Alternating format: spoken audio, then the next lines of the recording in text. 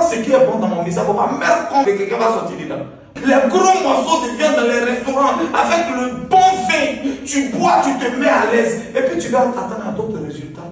Tu vas t'attendre à quel résultat? Bonjour à tout le monde, j'espère que vous allez bien. Je veux dire à quelqu'un que jamais il est très impossible d'aider quelqu'un qui lui-même ne veut pas réussir. Je vais vous expliquer.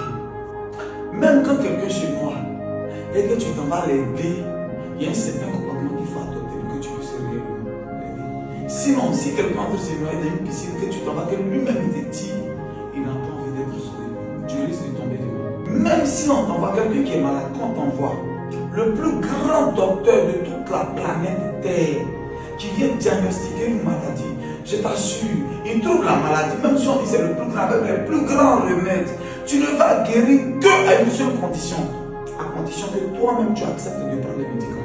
Frère, le manque ou bien le non-respect de la posologie, le non-respect, c'est-à-dire de la prise des médicaments, c'est-à-dire si tu ne veux pas prendre les médicaments, tu ne vas pas guérir. Même si c'est le plus grand médecin qui te diagnostique, que toi, tu ne prends pas les médicaments aux heures indiquées, tu ne vas pas guérir. Même s'il est le plus grand médecin. Je vais juste dire à quelqu'un, dans ton bonheur, tu as ta part de responsabilité. Je le dis tous les jours. Dieu peut envoyer ce qu'on appelle la chance. Quelqu'un peut te rendre visite, te dire, attends, voilà ce que j'ai constaté. Tiens, une somme, vas-y faire le commerce. Ça, c'est Dieu qui a rendu visite dans ta vie. Dieu est rentré dans ta vie en passant par quelqu'un pour t'apporter une aide. Mais le reste, pour que tu réussisses là, pour que tu puisses aller de l'avant, ce n'est plus ce monsieur qui est venu te donner de l'argent. Non. Il y a maintenant ta participation, sinon ta partition qui rentre en jeu. Alors je vais dire à quelqu'un, oui, je suis là, nous on n'a pas la chance, c'est les autres ils ont la chance, nous on n'a pas la chance, les gens et les champions, chacun de nous a une chance dans la vie, je le répète encore. Mais quand la chance vient, la chance elle seule ne suffit pas. À la chance il faut ajouter ce qu'on appelle le courage, la détermination, le travail acharné. Il faut ajouter des principes qui vont avec.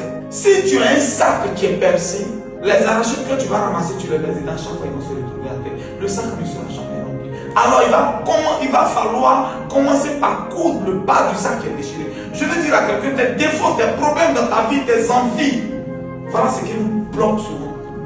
Nos envies, nos loisirs, ce que nous aimons le plus, c'est ce qui nous met en retard. Toi, tu aimes habiller. Toi, quand tu ne payes pas habiller, tu n'es pas à l'aise. Toi, quand tu ne payes pas chaussures, tu n'es pas à l'aise. Toi, quand ce n'est pas les sorties, aller dans les anniversaires, toi, tu n'es pas à l'aise. Mais alors, oh, c'est ce temps-là, c'est cet argent-là que tu devais prendre pour économiser. Voilà pourquoi je parle de principe. Alors, il y a ta partition, il y a ta responsabilité dans ta réussite. C'est comme dans ton échec. Le professeur peut être mauvais, la mal corrigé. Oui. Mais frangin, il y a aussi ta responsabilité dedans. Tu as écrit comment, tu as fait comment. Comment est-ce que tu as répondu pour que lui vienne mal corriger. Je vais dire à quelqu'un, dans nos échecs, on n'en a pas de responsabilité. On étudie pour avoir un examen. On ne fait pas de jeûne et prière.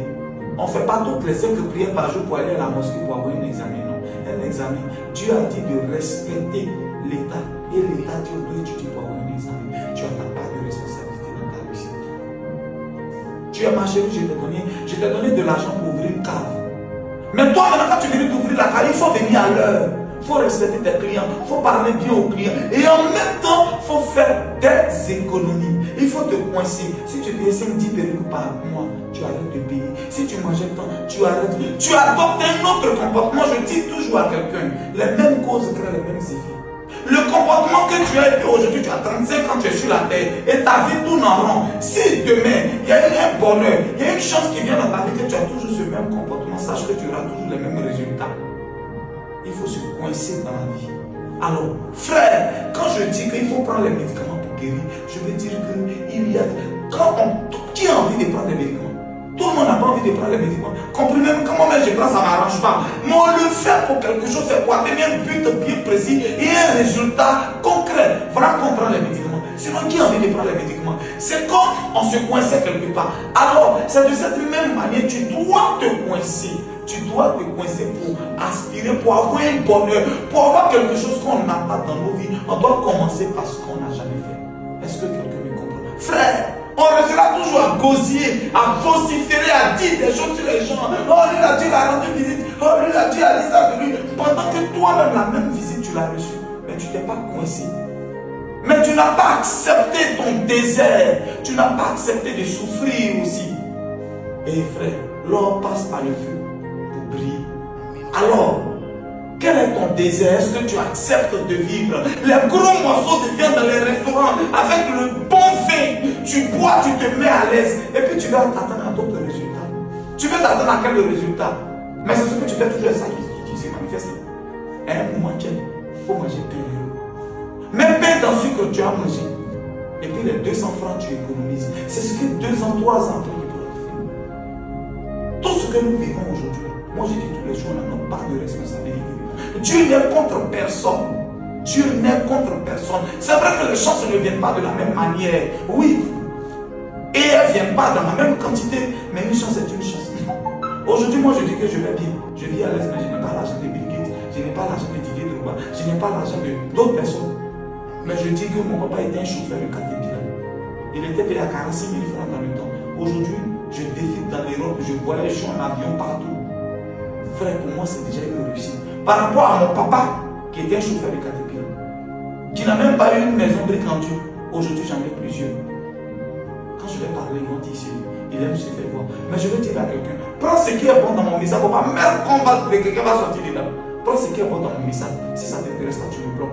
Mais je veux dire à vous que Dieu n'est contre personne. Dieu nous aime, nous tous. C'est à nous de nous coincer, c'est à nous. Dieu ne fait jamais une caisse pour quelqu'un.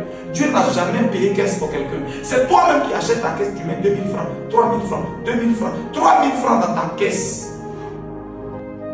Tu as ta part de responsabilité. Même le plus grand médecin pourra diagnostiquer ta maladie. Mais si tu ne prends pas les médicaments, jamais tu ne pourras guérir. Si tu n'adoptes pas un certain comportement, oui, tu as telle maladie, ne mange pas plus, ne mange pas tout le temps, ne mange pas. Je vais même plus loin pour faire un dépassement, pour dire que même dans notre santé, nous sommes à moitié responsables. On dit, tu ne dois pas fumer. Il ne faut pas fumer parce que ça détruit. On dit, il ne faut pas boire trop d'alcool. Mais toi, tu t'en prends la drogue. Tu t'en prends les choses qui sont plus graves. Tu prends comme la liqueur à fond. Et demain, tu as dit la santé, c'est Dieu qui la donne. C'est Dieu qui donne la santé. C'est non. Dieu a donné la santé, mais l'homme l'a détruit. C'est toi qui guide le gloire de bon si tu as compris mon message. Je veux juste te dire, tu as ta part de responsabilité. L'homme a la possibilité de changer la trajectoire de sa vie. On peut avoir mis des choses pour te freiner, mais par ton vouloir, par ta manière de faire, tu peux changer la trajectoire de ta vie. Tu peux partir de là où tu es, et puis tu peux retourner de l'autre côté. C'était le Messie des coureurs, le haut comme l'esprit, le motivateur de ceux-là qui ont envie d'être motivés. Tu prends ce qui est bon dans les vidéos, il faut laisser. On est ensemble. Ciao, ciao, ciao.